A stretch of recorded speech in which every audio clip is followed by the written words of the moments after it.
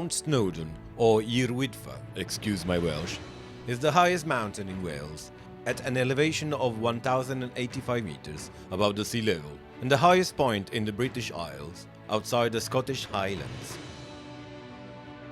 This is a very basic guide to introduce you to the beautiful Snowdonian National Park through the eye of the first-time climbers of Wyddfa. There we go, climbing the Mount Snowdon. We are about an hour and a half on our way up. So far it's been absolutely beautiful with this lovely company. Hi! The good old backers. It's November, it's Wales, we're climbing a mountain. Located in Snowdonian National Park, is the busiest mountain in the United Kingdom and the third most visited attraction in Wales.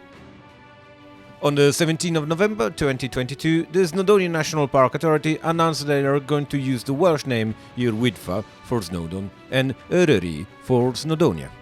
The cliff face of Wyddfa was used by Edmund Hillary in training for the 1953 ascent of Mount Everest. But don't worry, there are easier ways to reach the summit. There are 6 main paths of different levels and length, but if you're feeling particularly lazy, you can just catch the Snowdon Mountain Railway that from 1896 carries passengers for almost 5 miles from Llanberis to the summit station. Of course we didn't catch the train. We started at the popular visitor destination of Penny Pass and took the Pig Track, a 3.3 miles, very enjoyable path with an elevation gain of 726 meters. And came down the Miners' Track, a slightly longer one with the 4.1 miles, steep at the very beginning but pretty much flat for the rest of it. We're using the free Wi-Fi at Penny Pass, and as far as the GPS goes, I found it extremely precise through all the walk. While climbing the mountain, I tried to collect essential information very much needed at any level of hiking from my adventurous companions. What do you need to climb a mountain like this? Stamina and fitness and the right clothes. So first of all, boots, Boots. are absolutely essential. Gaiters. Gaiters are an optional that seems to be quite common. And Layers. Yes, lots of layers. Lots of layers. And a backpack with more layers. Yes. Hydration, Yeah. pint of whiskey. What else do you have in your backpack? A few snacks for when you get a sugar low. And of course water. Yeah. Water. And don't forget to stretch.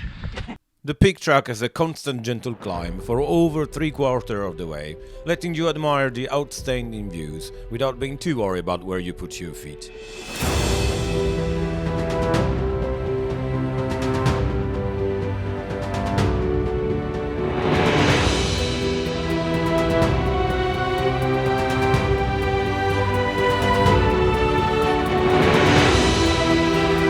The origin of the name is uncertain, but the closest guess is because it was used to carry pig, black tar, to the copper mines on Snowdon.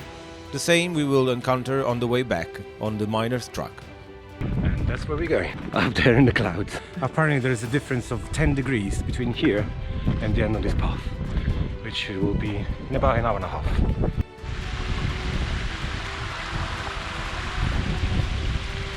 I can't stop thinking about Lord of the Rings and how J.R.R. Tolkien must have been heavily inspired by this land. I can easily picture the Fellowship walking this path. The view is just stunning here. Apparently 38 minutes that way, it's where the Pig Track will end, and I don't know what's going to happen next.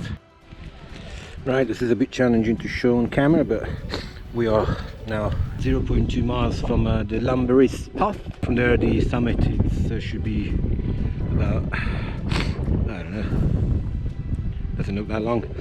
Visibility not great, apparently up there, just literally there.